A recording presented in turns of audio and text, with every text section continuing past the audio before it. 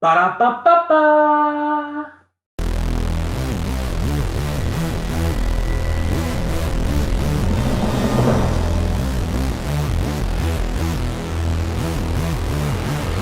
Party people, the place to be. What's going on? It's me. Hey, don't sue me for doing the ba ba da da. Please don't. Like I'm just this is just an intro to some schmucks YouTube video about this movie, The Founder. So I watched The Founder finally. I've been wanting to watch this movie for a while, actually.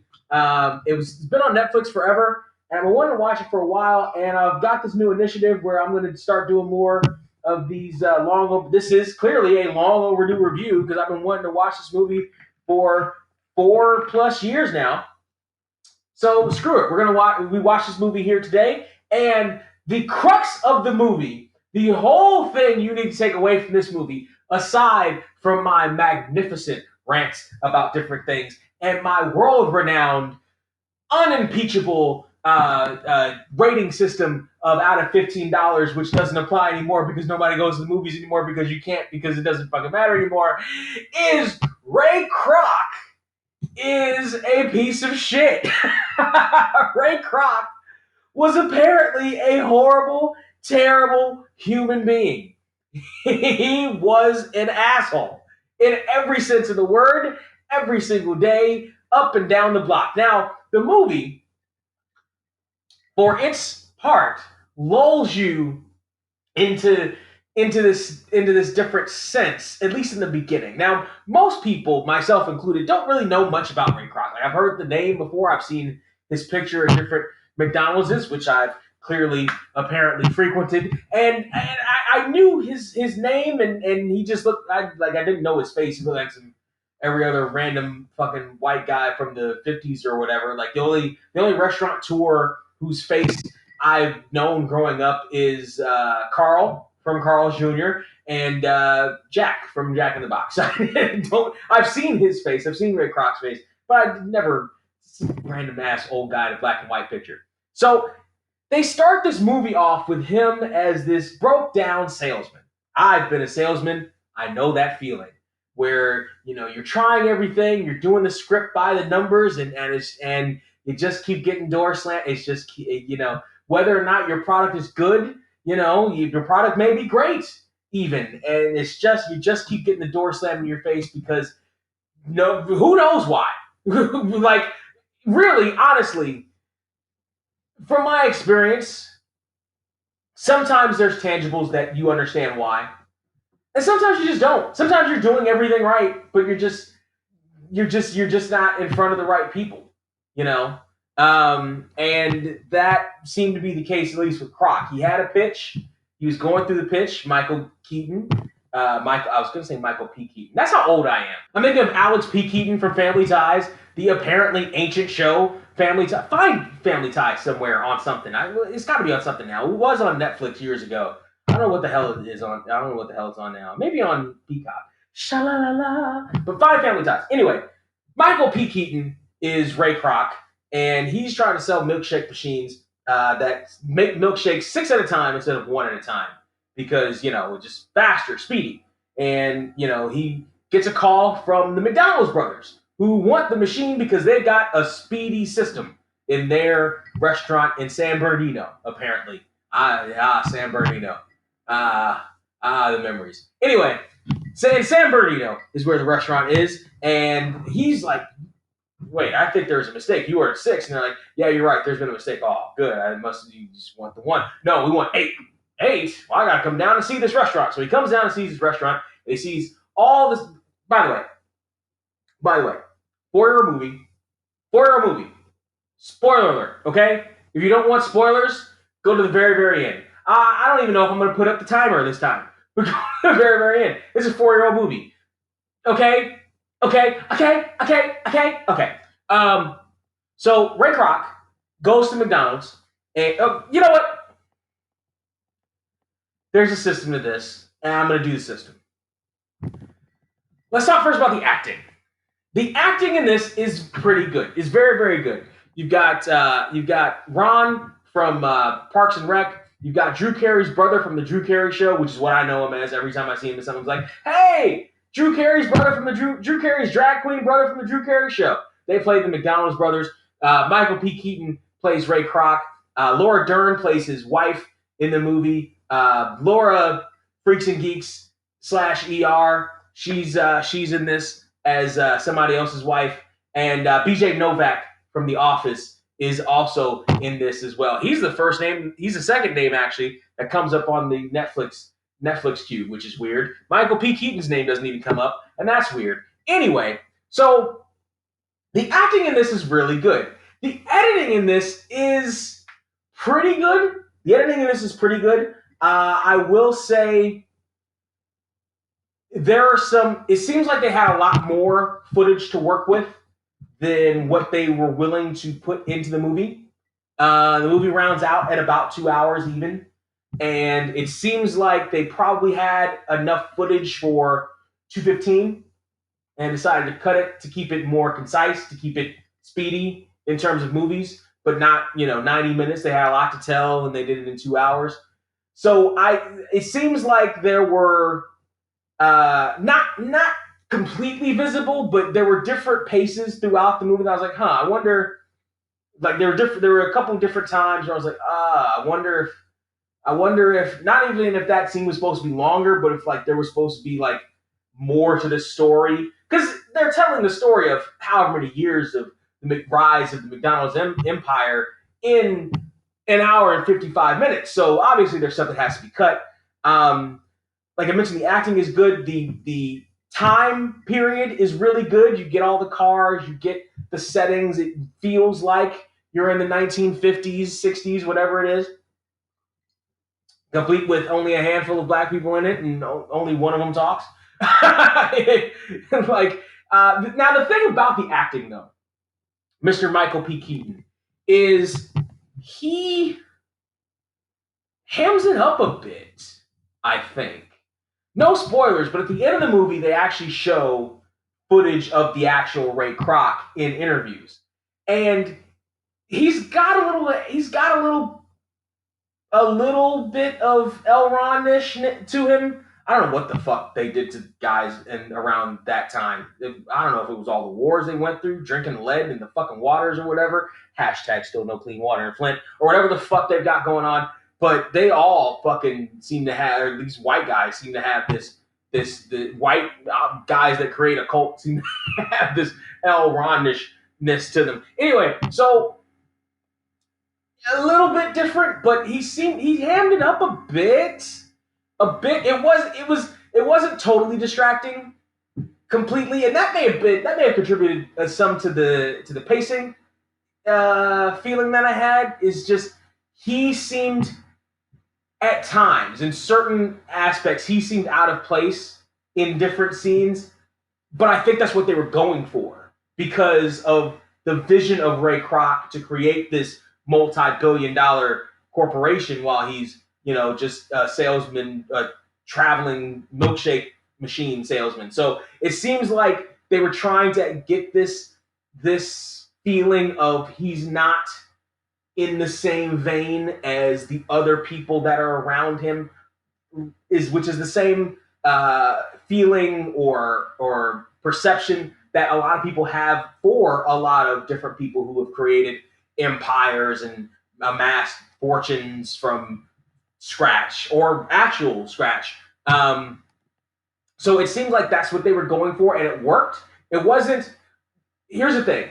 Here's how you can make things work, even if they're off kilter or they're supposed to be off kilter. You can make the audience feel like that's what they're supposed to experience and go along with the ride. Here's how you do it. Don't cheap out.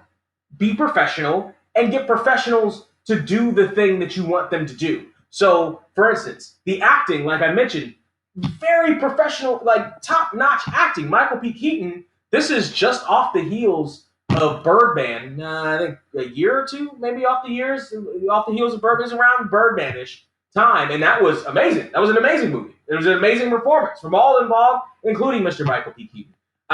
You've got Laura Dern, who's got her accomplishments. Laura ER Avengers, who's got her accomplishments. You've got all the other actors who have their accomplishments.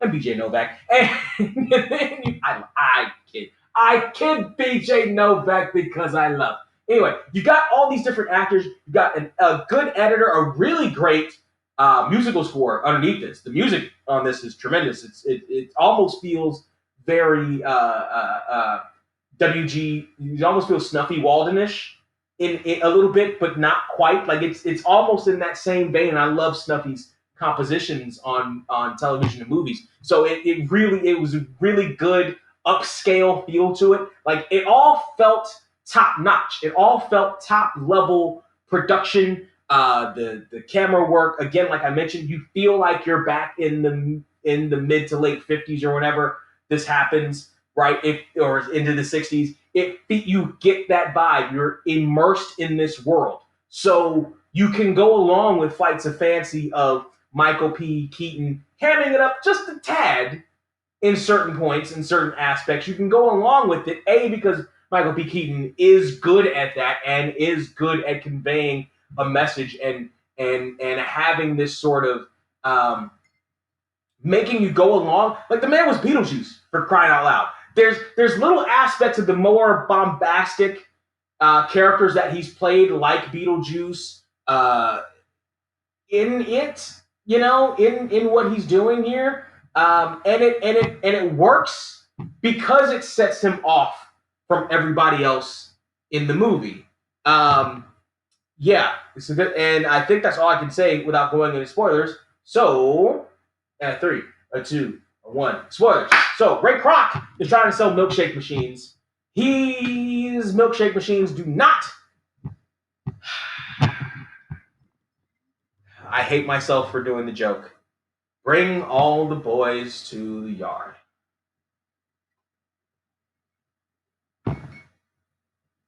I hate myself. But what it does do is the original McDonald's boys want 8 of his machines that he thinks they mix 48 milkshakes at a time. What do they need 48 milkshakes at a time? Well, they want 48 milkshakes at a time because they've got this stand and it's all built around speed. And apparently these are the greatest burgers anybody has ever tasted in their lives, because when we actually visit the restaurant, little girl sitting there, a little white girl sitting there, a white family, everybody sitting around, and oh my goodness, these are the greatest slabs of meat with pickles and ketchup and mustard I have ever had in my life. It's the 50s, all right? I get it. Maybe everything was just covered in lead, like it probably was. And also, it was probably different than the McDonald's that we have today. I only remember 2 tastes of McDonald's burgers: the one that they had in the 80s and the one that they have now. Don't tell me they're not different. Don't tell me they're not different. They are. They are. So, okay, fine. Maybe it's the best burgers you ever had, especially at San Bernardino, because even now there's shit all to do in fucking San Bernardino. I'm sure. I'm sure in 1950, they all lined up around the McDonald's, and that was their big fucking Sunday meal. That was their whole weekend in San Bernardino. Shit, they might as well have made a festival to it out there in San Bernardino. It's 2021. Can you not get something worth a damn out in San Bernardino? Like anything at all out in San Bernardino? I guess now, not the world's ended. Like, you can't get like an amusement park or whatever out there. Like, bloody hell, San Bernardino. Like this is why we just keep shipping our convicts out there. Anyway, so Ray Kroc goes there. He's in love with the hamburgers, and he goes back and he sees the tour. He's in love with the tour, and he wants to franchise it. He fast forward. He wants to be a part of it somehow. He can't figure out how, and he wants to franchise it. And he franchised it to all these small. He franchised it to he's a member of a country club, and he franchised it to his country club people, but they don't give shit about the quality control of it. They just want to put the shit up and do it their own way. Just have the golden arches there, and Ray Kroc hates it. Ray Kroc. The movie shows Ray Kroc as like this sort of everyman character at the beginning. You kind of feel for him in the beginning. It's like, especially if you've done any kind of sales whatsoever, you're like, I kind of feel for him. I know what that's like. And he goes through the motions, and he has these restaurants, and he goes in and he does the quality control while the McDonald's brothers are busy with their one store in San Bernardino. He has a quality control over everything. He's picking up the trash and he's looking over everybody. He's like, hey, that's really good work that you're doing. Let's pick up the spade here. We need 2 pickles there instead of 1. You know what I mean? He's there with the quality. I mean, walking like Drew Carey. He's doing the quality control, stuff like that. He's really invested in this, even though the McDonald's brothers are like, yeah, whatever, just get out of our hair at this point, right? And they build up a contract where he gets like 1% or whatever the fuck, and all decisions have to go through the McDonald's brothers. Well, he's losing money doing this. He's franchising to different people, mom and pop people, happy homemaker couples who, were high school sweethearts back when you could actually do that thing and get away with it back in the 50s, because, you can't do that shit now. Anyway, but back then, and they, they're all signing the papers and everything, and and the wives are sitting there with their husbands while they're signing, and the wives are like, I believe in you. Meanwhile, back at the ranch of the Kroc family, it's not a Kroc family. Ray Kroc's wife hates him. Apparently, he's gone through so many different iterations of I Have a Dreams. He's gone through so many different schemes. She calls them different quick blah, blah, blah, blah, blah, blah. Get rich quick opportunities and things that he wants to do, and the fucking milkshake thing was his latest one, and she's like, I don't want to go through this. Well, he goes through the McDonald's thing, and it actually starts taking off. And she starts to get invested in it. She starts finding other couples that want to come in, other people. He goes on this whirlwind tour across the country where he's standing in front of lecterns at VFWs and synagogues and churches and saying, who wants to join me in America and the arches in America and America. Back in the 50s when all that stuff really, really mattered. Anyway, no political nonsense. Anyway, so he's getting all these different people, but he's still losing his shirt because, he's got such a limited amount of share in the company, yada, yada, yada. He tries to renegotiate, and the McDonald's brothers say, no, we don't want to renegotiate. We want to keep things the way they are. We want to keep things with fresh beef. We want to keep things with real ice cream and the ice cream makers. Instead of this powdered shit that you want to do because you want to fuck the piano singer at the bar, at the restaurant owned by this guy who wants to invest in your company right in front of his face. Like, they treat Ray Kroc like a complete piece of shit. Like, like he is openly flirting with this chick right in front of her husband. And the movie doesn't make it appear like he's into that. It doesn't make it appear like he's a cuck, into the cuckold scene, into the hot wife thing back in the 50s. I'm sure that existed back then. It may have been a smaller variety. You may not have known it. There was no Craigslist back in the 50s. So maybe, that did exist. Maybe that was their arrangement. The movie doesn't make it seem like that was their arrangement. The movie makes it seem like the guy who owns this restaurant, this very successful restaurant, is just getting cucked right in front of his face. And he is. Ray Kroc ends up divorcing his wife, who on and off supports his dream, kind of supports the dream, but, for the hot young blonde thing that he ends up picking up, Miss Avenger chick.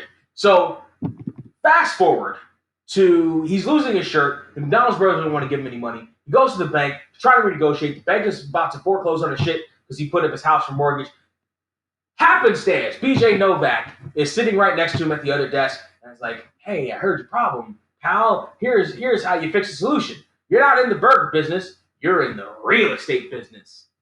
So all the quality control still goes through you, and the restaurateurs have to adhere to your standards. But what they also have to do is they have to lease the land that you buy from you for 20 years, et cetera, et cetera, et cetera. So now he's created this real estate company. It's all about land, and that's not a terrible business decision. That is a business idea that I have heard a few times in my life. Actually, it's really all about the land. That's really what it's all about. You can put up a widget factory anywhere you want to. Doesn't matter where you put it up. That land, though, if you actually own not the house, not the building, not the apartment, if you own the actual plot of land, then you have a lot more cards in your deck. You have a lot more in your hand that you can work with, and or maybe you hold all of them, depending on the situation.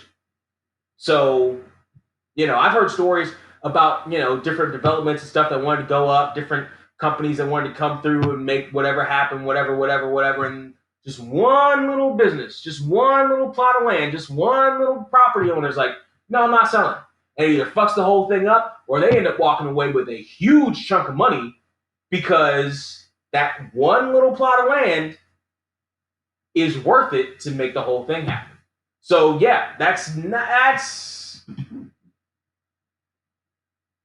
sneaky workaround, but yeah, that's it. And then he does this, and he develops the plots of land into other McDonald's, and he gets so much money, and he circumvents the McDonald's brothers, and they're like, we're going to sue you, we're going to blah, blah, blah. And he's like, yeah, okay, but you're local, and I'm national now. You've got one store in San Bernardino. I've got over 100. I've got lawyers. I'm going to bury you in legal procedures. You can't fight me. I'm the machine. Wah, ah, ah, ah, ah. Ray Crockett was a piece of shit. Ray Crockett was a piece of shit. So, one of the McDonald's brothers has got diabetes. He goes down with whatever shock after arguing with Ray Kroc. Ray Kroc visits him in the hospital. It's Drew Carey's brother. Ray Kroc visits him in the hospital with a blank check. He's like, Ray Kroc, Drew Carey's brother's like, what are you buying? He's like, what do you think, pal? And walks away. And they end up settling for $2.7 million total for the both of them, which would give them both $1 million in 1950s money. That's still a lot of money today. But one gives them $1 million each to walk away, and a handshake agreement on, I think it's the 1%. They wanted 1% of the company's gross in perpetuity. Handshake agreement. And they're sitting, the way the movie presents this, they're in the boardroom. Michael P. Keaton's like, I gotta have it as a handshake. I can't have it in paper for stupid legal reasons. This has to be arguably the dumbest contract negotiation, the worst legal proceeding I've heard of since World Wrestling Federation had to give up the fucking federation part of their goddamn name. It's the stupidest. How the fuck did this get past anybody? How the fuck was there one person who'd even been to a bar, let alone past the bar, that let that happen? What? Excuse me, baking powder. What? How the fuck? I know. Listen, they try to pass the McDonald's boys off as not bumpkins per se, because they pass them off as like innovative, like they're business people too. They've tried a couple of different businesses. This one works. They've got the system. This one works. They're not idiots, but at this point they're kind of tired. They're weary. They want their own wholesome thing. They're too wholesome. They're too family channel for this. And Michael P. Keaton is dog eat dog, or as he says, rat eat rat. Like he's gonna kill him, right? No. Say no. Stand up for yourself and say no. Say no. Your lawyer's in the room. Take a sidebar with your lawyer and be like, hey, fix this. Like, don't even just say no to Ray Kroc or whatever, right? Go to your lawyer, have a little sidebar meeting, go to your lawyer and be like, the 1% has to be in writing, period. Like, that's it. Like, the 1% has to be in writing. You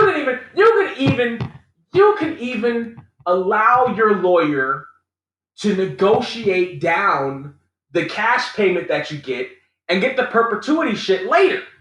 One of my favorite Hollywood stories of all time comes from Mr. Jason Weaver. Do you not know who Jason Weaver is? You do, you just don't know the name.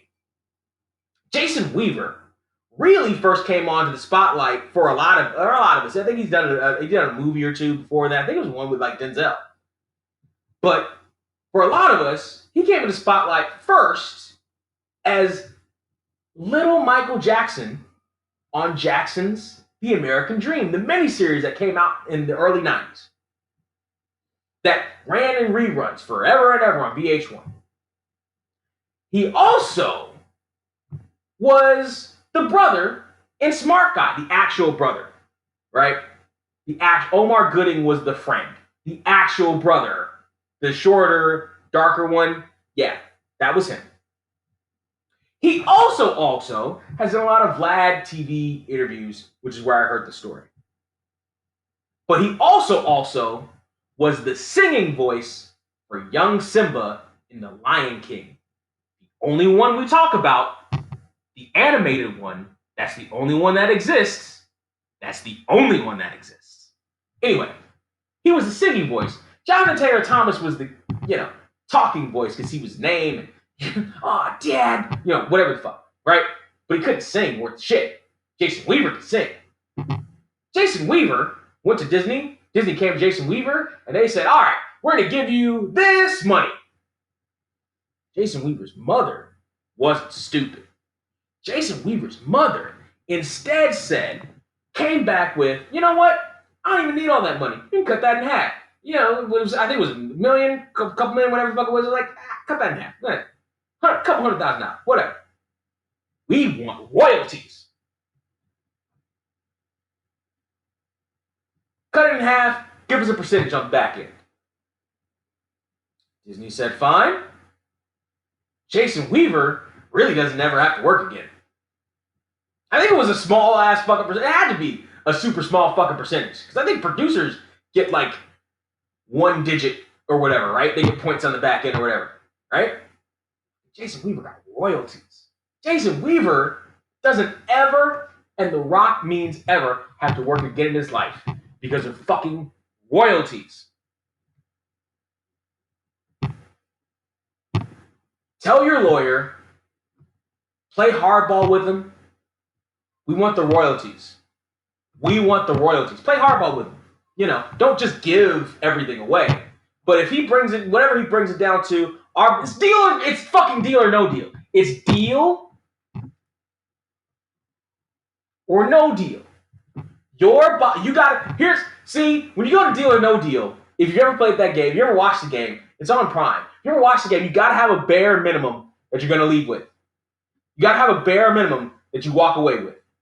Okay? You ever watch the show? These motherfuckers, they go in, I'm gonna stick with my case, blah, blah, blah, blah, blah. You moron, you idiot. You idiot. You go in with a bare minimum that you're gonna walk away with, right? That especially looking at the board. You look at the board, you're like, all right, the banker's probably gonna come back with this amount, right? That's above or below what I want to walk away with, what I know I can walk away with right now. Or what I think I can do, what I think I can walk away with right now. You gotta have that in your head. You gotta have that in your head for a significant portion of this show. And then when prices keep going down, and maybe you hit a bad streak and you see the big cases diminish, and you're like, okay, now we've reached my threshold. The banker comes back with something that's above or below, but close enough to my threshold. Fuck it, I'm gonna take it and walk away. Cause whatever. These McDonald's brothers were too wholesome for the room. And Ray Kroc was a piece of shit. Dog eat dog, rat eat rat. I get it. I understand the mentality. I understand it. Because you see these people that are CEOs of these different companies, you see these major corporations, these conglomerates, and you've heard the stories about them just being complete vultures and them taking every step they can and stabbing everybody in the back on their way up and shit like that. Like you get it, you see that model. It's in a significant portion of the people that are at the top of different industries that are millionaires, particularly billionaires. It's literally what runs our country. And I'm not even trying to get political here, but it's literally what runs our country. It runs it from the Democratic side. It runs it from the Republican side because they're both on the same side. Billionaires. Millionaires run by billionaires. So I get it. God damn. God damn, are you a piece of shit for that? God damn, are you a piece of shit for that? And you sit and you think, how do you sleep at night? And the answer is on a pile of fucking money.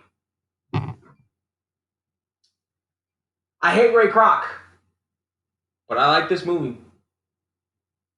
It's a well-made movie. It's well-crafted. It's well-acted.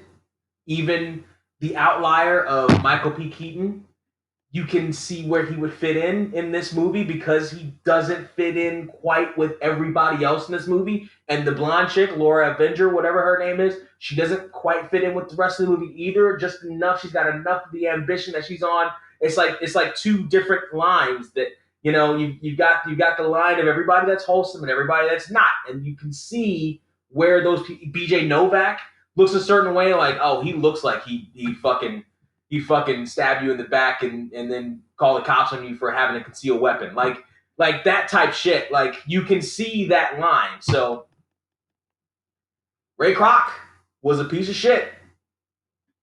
This movie is not. 13 out of $15. And I stand by it. Goddamn. I now hate McDonald's. I mean, there are plenty of reasons to hate McDonald's. This is another one. Like, holy shit. Your company was built on the dead. Your company was built on the souls of these two brothers that just wanted to make hamburgers for the San Bernardino County. And wow. And instead, they got swiped. They got their shit stolen. And I feel for the brothers. Trust me, I feel for the brothers. I've worked with some snake-ass motherfuckers before. Don't believe me? Go back to the How Do We Even Get Here episode where I dedicated an entire fuck you of the week to Claire from Gold. Fuck Claire from Gold Gym. Anyway, party people, $13.15 is my rating. Tell me how right I am, because I'm not wrong. Come on. Tell me how right I am down there in the comment section. Like, share, subscribe. More sharing than anything else. Liking is great. Subscribing's all right too. But share it. Share it with your loudmouth friend. Share it with everybody. Let them see this and let them know how right I am. Share it with the McDonald's Corporation for all I care. You know, if they sue me for the actually, they'd probably bury me in lawyers too. I could probably get some publicity out of it, but it wouldn't help. Shit. Don't share it with the McDonald's Corporation, but share it with everybody else. Like, share, subscribe. Every Thursday, How Do We Even Get Here podcast debuts. As I'm filming this, the next one should be coming up in a couple of days. Go to, if you want to watch it on YouTube, tinyurl.com/gethere2. Or go to our link tree. That's where everything is. For the YouTube, Patreon, and the audio platforms. We're on every, I think, audio platform that you can find podcasts. That's our link tree /getherepod. linkt.ree/getherepod. And in the meantime, the in-between time, Ray Kroc's a piece of shit.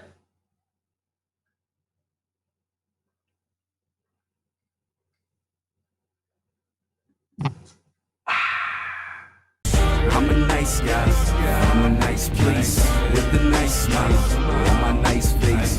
Turn your back and I'm making sure my night's straight. And when you're out of town, I'll be making sure your wife's straight.